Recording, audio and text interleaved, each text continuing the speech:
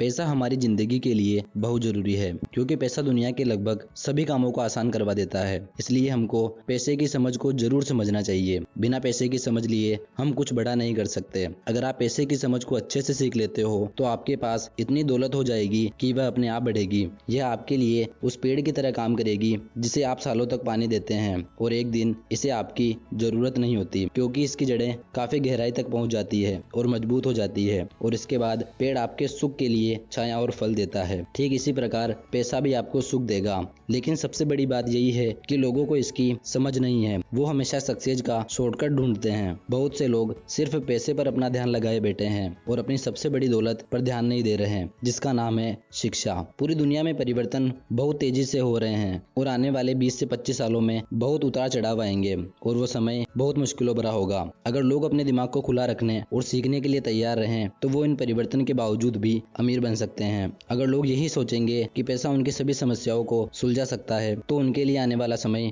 बहुत परेशानियों से भरा होगा। बुद्धि से समस्या सुलझती है और पैसा आता है। अगर आपके पास पैसे की समझ नहीं है तो पैसा चाहे आ भी जाए पर ज्यादा देर तक नहीं टिकता। असल बात यह नहीं कि आप कितना पैसा कमाते हो, बल्कि यह है कि आप कितना पैसा रख पाते हो। आपने उन लोगों की कहानी तो जरूर सुनी होगी जो अचानक अमीर बनते हैं और कुछ समय बाद वे फिर से गरीब हो जाते हैं और वहीं लौटकर वापस आ जाते हैं जहां से उन्होंने शुरू किया था।